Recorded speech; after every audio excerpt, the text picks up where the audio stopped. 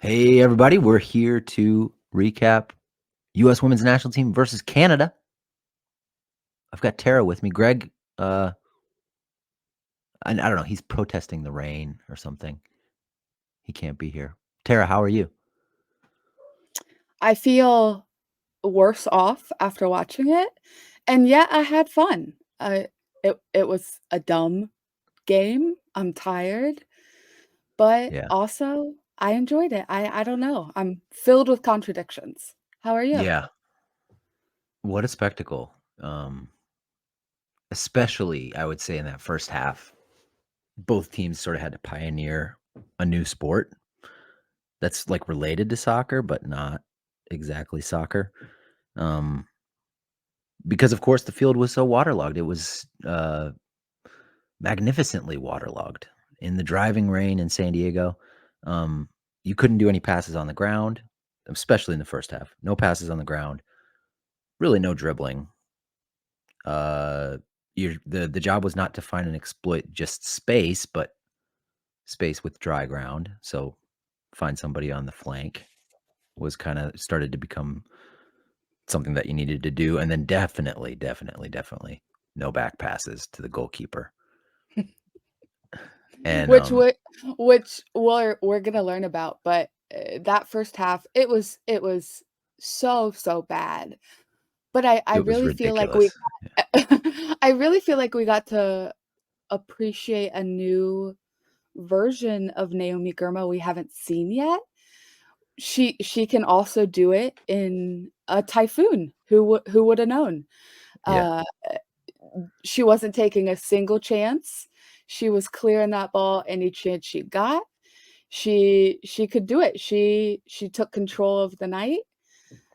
Listen, I think she's the only one who um,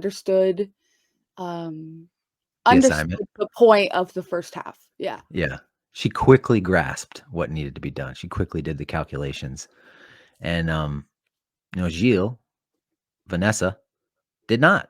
And that No. was that was the difference in the first half at least. Let's do the lineup. Um yeah, let's do the lineup. First, so Alyssa Nair in goal, Emily Fox, Naomi Girma, Tierna Davidson, and Jenna Niswanger across the back line. Sam Coffey and Corbin Albert in the midfield. Lindsay Horan also in the midfield. And then Trinity Rodman, Alex Morgan, and Jaden Shaw across the front line. Exact same lineup we saw 2 nights prior. So no rotation. No Uh, rotation. I mean, you and Greg have talked about this as if this is the A team, which who are we to push back against?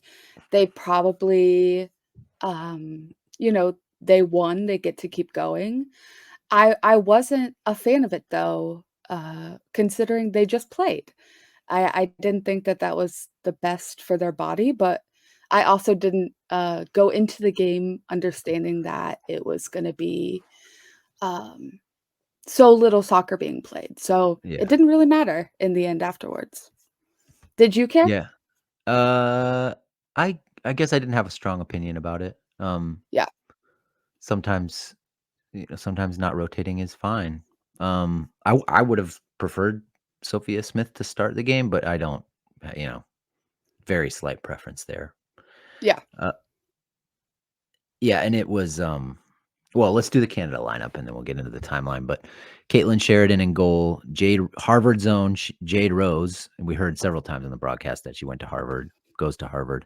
Um, Gilles, the aforementioned culprit on that first goal for the U.S., Kadisha Buchanan across the back line.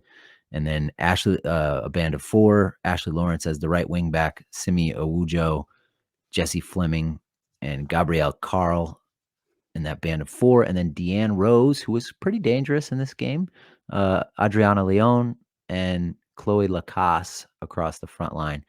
None of it matters. It was, the lineups don't matter, the formations don't matter. It was not really a game of soccer. But what did you think No. about the Canada lineup? I think that it's important to know that this isn't the Canada that crashed out in the World Cup group stage. It's different, it's younger. They are also transitioning into this younger version of a team. Um, I thought their center backs were a disaster, especially near the end of the game. And, this is a Lyon center back and a Chelsea center back. These aren't bad players by any means. Um, but yeah, like you said, it doesn't matter. The it wasn't a game of soccer. I just thought it was important to note that Canada has been going through a rough patch similar to us, but they are on an upward trajectory, or they were. Mhm. Yeah, I would say, well, we'll get into it, but they were I mean, again, hard to say anything about this game. They were it was an even contest, you know? Yeah. Um, so the game starts and I'm thinking, are we gonna press off the bat? Will we play direct? How will Canada approach the game? All goes out the window once the action starts because of how wet the field is. It's not draining, it's raining hard, I think most of the first half. We go direct immediately and win a corner off of, by playing the ball to Rodman. But, you can't even connect a pass in the middle of the field. It's kinda hard to watch, and, several people have made this point, not particularly safe either. No. I think I tore my ACL just watching the game, so Uh, this happened later on in the first half, but San Diego Waves head coach Casey Stoney was tweeting about how unsafe conditions were. And she's looking at this field and she's seeing more than just unsafe conditions. She is seeing her starting striker, Alex Morgan. She's seeing her starting 10, not Naomi Girma, Jaden Shaw. She's seeing her right. starting center back, Naomi Girma. She's seeing her starting goalie, Kaylin Sheridan. Like she had a lot to lose out on the field last night. She did, Um, yeah. but she was tweeting about how unsafe it was, and, a lot of other people were as well, but, I thought it was interesting. Yeah. I don't know how you what the move is to do they delay the game by a day? Or I don't know what you do exactly. Um, 3rd minute, Canada back pass gets caught in a puddle, a theme of the night, and Shaw tries from distance to catch the keeper out. I like the idea, misses wide by quite a distance, but, it's a foreshadowing of something that happens later. The ref And picks you up the would ball. Go ahead. you would think that, Canada would start to learn that these passes aren't really working. Uh, like you said, foreshadowing for what's to come, though. Well, I think that's what's so impressive about Gurma is I th I assume you go out there and you're riding on instinct. So your instinct is to pass it Yeah, back. You're not thinking about it that much. yeah. And somehow Gurma is able to, like, reorganize her priorities in her mind in an Mhm. efficient way where she doesn't make that mistake. The ref picks up the ball, runs over to midfield, rolls it on the field a couple times in front of the fourth official to what? I don't know, demonstrate how the field is playing. It feels sort of theatrical, but Yeah. who is the audience? What is the That plot?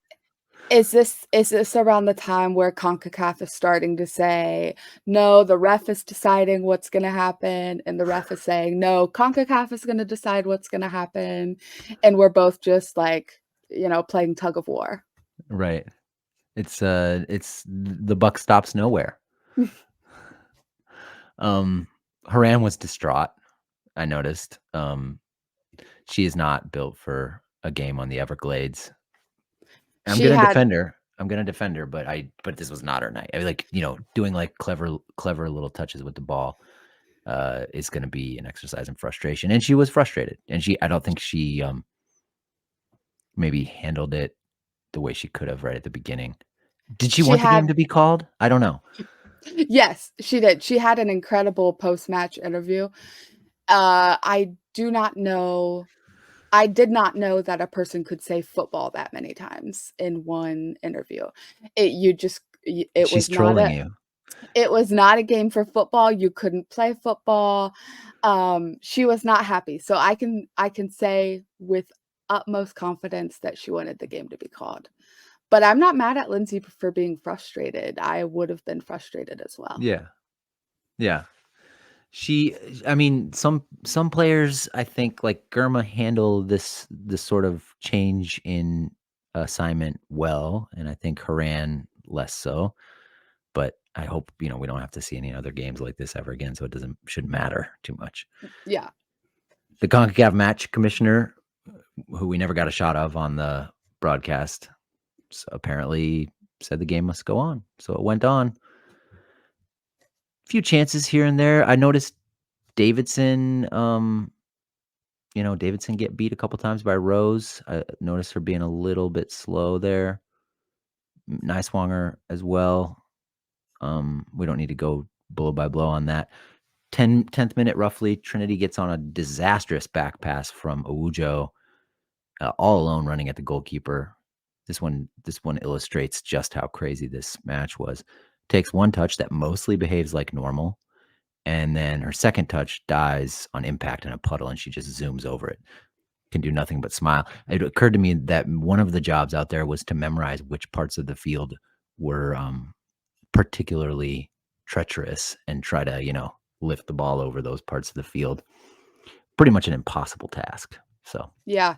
And I was keeping an eye on Trinity's temper, for lack of a better term. mhm. Something we've become quite familiar with in this tournament, and I was pleasantly surprised. She was enjoying herself out there, even when it came to one-on-ones with Canada. I think she was making the most of her time in the rain. The broadcast would not let us forget that her middle name was Rain, or is Rain. So who knows? Maybe that had something to do with it, but I was relieved that Trinity wasn't throwing elbows, um, on top of all the other mess that we had to deal with. Yeah. Yeah, she held it together. Let's see. The goal. Let's talk about the goal. 20th minute. Haran does what we, I think, figured out we needed to do and just sort of lumps it behind the back line. Shaw's running onto it. Gilles gets to it first. Normally a routine pass back to the goalkeeper, but Gilles tries this and it just dies right inside the box. Shaw races onto it and clips it with that left foot through the gap between Sheridan's onrushing left leg and arm, then leaps to avoid getting cleaned out. It's all very aesthetically pleasing. Nothing about the game was aesthetically pleasing except for maybe this goal. and the Canada goal was really nice too, the first one. I'm not taking anything away from the Sophia Smith goal. That was nice too, Tara. Eh, But You've made your points. You've made your points. so yeah, 1-0. A total gift, a totally absurd situation, but Shaw, you got to give Shaw a lot of credit for the finish. It's a lovely finish. Yeah, I love a pouncy goal, and boy, does she pounce on this horrible mistake from Gio. I mean, we've touched on it already, but what a I just thought that that was a really, really bad mistake, and one that our center backs already caught on to not make. The field was not trustworthy, and you just couldn't do that. It opened up a spot for Jaden to pounce, and she got to it first. It it it was, it was great. I'm thrilled for Jaden. I saw a ridiculous stat. Let me pull it up real quick. Yeah, please. I took a picture of it this morning.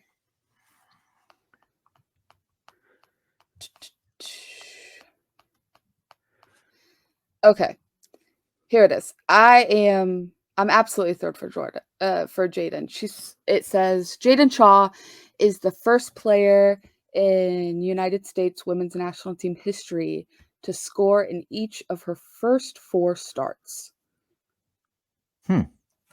First player in history. Wow. What a She's a fact. star. I mean, mhm.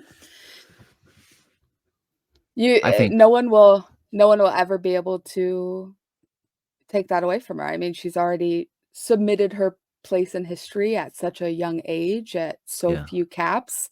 This game was a mess. The back pass was a mess, but we got on the scoreboard first, and we're winning. Yeah. You could see, Shaw has kinda gotten over those early cap that early cap nervousness too. She seems very Yeah, comfortable out there, definitely. smiling. Yeah. I think we're gonna see continued success from her. I This is noticed her that this home field Oh, too. that too. I think that goes a long way. She's playing with her teammates. We talked about that a lot in the World Cup. I mean, we talked about it in a negative way about how we don't have the ability to take a team and bring them to the World Cup like Spain does, but we're playing somewhat San Diego Wave ball, and we've got more San Diego Wave players, and it's working. It's working. Yeah, I was gonna joke that, this kick it long and chase after it was kinda how we played against Colombia. So, this is exactly the kinda game Twyla Kilgore wanted, you know? I noticed at this point in the game, the boxes are both reasonably dry. Um, Yeah. and Rodman, so, say you play a through ball, it's gonna die in zone 14, but if it gets through zone 14 into the box, it'll roll a little bit. Um, Rodman finds a dry patch around the 30th minute on the left flank, starts going at people, wins us a corner kick. Corner kicks just dramatically increased in value in this game because it's so hard to work the ball into the attacking third. 41st minute, a bit of danger from Canada after Lawrence outduels Coffey and Albert in midfield and then gets on her swamp buggy and strides unopposed into our defensive third. Coffey a bit lackadaisical tracking back here, which is the one thing she cannot be. Yeah. Uh, Ashley Lawrence is, this term gets thrown out way too frequently, and I don't want to be um you know, victim of it as well, but Ashley Lawrence is a world-class player. Sam Coffey, uh, was up against one of the best out there. I think she did a decent job most of the time. This was not one of them. she did, yeah, she did. I'm just clocking those moments of transition, kind of. But Definitely. yeah, coffee was okay. I thought. What any other insights from the first half before we get to the squeegee rollers and all that? Not really. I enjoyed Coffey and Albert getting another run at it. I have a hard time believing that they are our A team. Um, the same thing with Jen and Neiswanger. I have a hard time believing it, but I'm enjoying it being ran out. Um, I I am going to um not complain for any sort of experimenting from Twyla. Um, I just I have questions about if that's the truth or not. Yeah, time will tell, I guess. Casey Kruger. So at the half, they send 5 people out with squeegee rollers. Now the drainage. I guess I don't know how much rain fell. Should I talk bad about the drainage on the field? I don't know. Um, Is squeegee rollers a way to get rid of rain? I think it's a way to try to spread it out so there aren't just puddles. Okay. So they try to do that with 5 people, and it did actually help. I think the second half was It did. The better, second half was at least playable. 5 sort of. people did not seem like enough. No, they needed more than 5. Maybe they Yes. just don't have enough squeegee rollers in the stadium or something. Sure. Anyway, second half, Kruger comes in for Neiswanger and Lynn Williams in for Jaden Shaw. Any opinion on that, Tara? Yeah, there was some expected outrage over taking off Jaden, but all in all, I thought it was fine. San Diego Wave coach, Casey Stoney, was tweeting during the game about how unsafe it was, like I mentioned earlier. I definitely think we all will be appreciating Jaden being uh, a little bit more rested come Sunday. And Casey, I am extremely interested in Casey getting more minutes running up until the Olympics. I think she is going to be somebody on the bubble to make that roster. The same goes for Lynn Williams. I'm less interested in Lynn, but both players surely are on the bubble for the roster, and I love a competitive tryout. Yeah. Well, let's kind of boil this down here. There's a few incidents we need to talk about. First of all, in the 48th minute, the penalty shot against Tierna Davidson. She does poorly here. Lacasse skids a ball into the box right to Davidson's feet. She takes a touch that sort of leaves it out there for Jesse Fleming to step in and poke it away. Davidson stabs, misses the ball, catches a lot of Fleming's ankle. This is a penalty in most universes, I think, and we were lucky that it wasn't It called. was a penalty for me. I do not remember though. Did they check this? I think they did. Uh, I mean, I yeah I will take the luck any day. I just it gives me a little slightly more better feelings that they looked at it at least. yeah, we'll take it for sure. There's a Coffee plays a good ball for Williams in behind, and Williams goes wide to collect it after it gets broken up and floats the ball into Haran, who heads it wide over two markers. Haran got maybe 3 headed chances, just couldn't put them on frame, but decent here. Yeah. All this is telling me is watch out Brazil. Haran Yeah, doesn't miss these headers that often. I especially 3. Watch out. Sunday's coming and an angry Haran is a Haran that scores goals. yeah. Give her a dry field, and she'll play lots of football out there. Yeah. Um, Soph comes in for Rodman in the 60th minute. Rose comes in for Alex Morgan. Rose Lavelle, that is, comes in for Alex Morgan in the 71st. Soph moves to the 9. Um, I guess the next thing is the goal from Canada. It's a long diagonal pass across our back line from Jade Rose, that right center back, and after she skips past Smith, falls to Leon just beyond Fox. Fox, it's because it's a really nice pass. Turns out to be a really nice pass. I don't know if she meant it to be that way, but it was. Fox recovers to get in front of Leon, and then Leon takes a couple touches inside and plays it wide to Ashley Lawrence, who just fires a beautiful head-high ball across.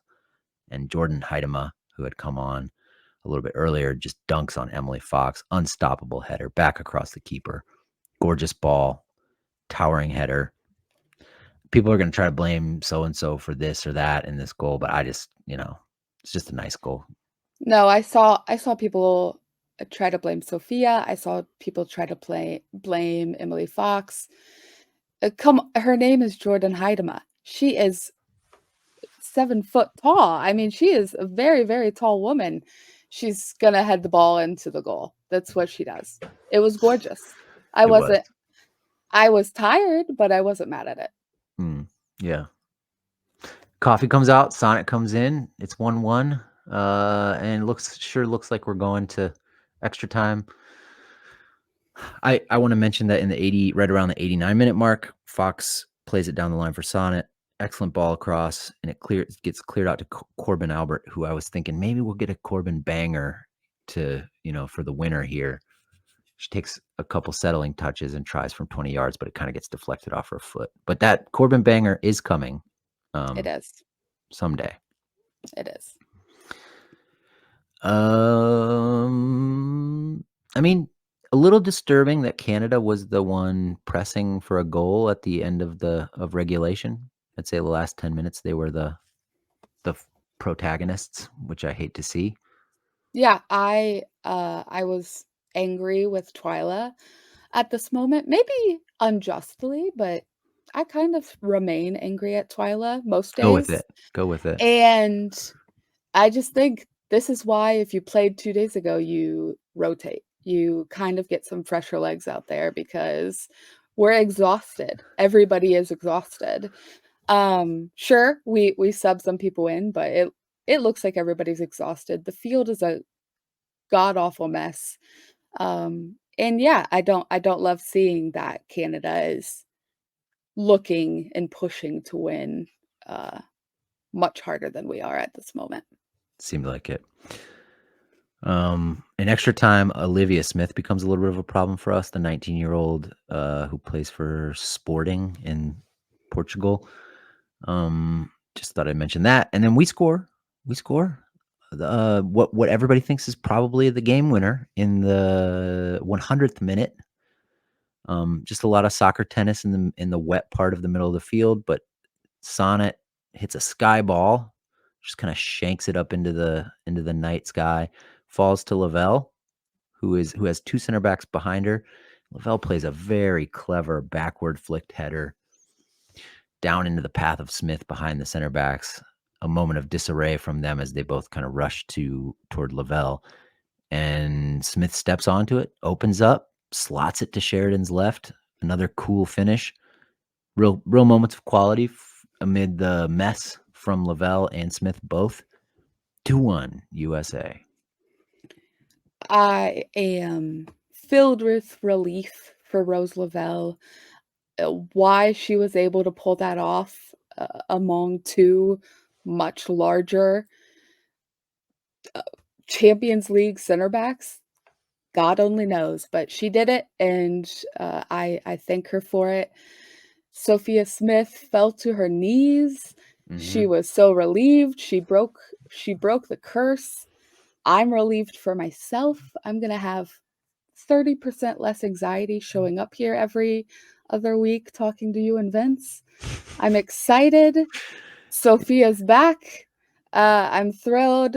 I feel like sleep is soon. We're gonna be okay. Yeah. You is the anxiety you're tired of having to defend Sophia? Is that what it is?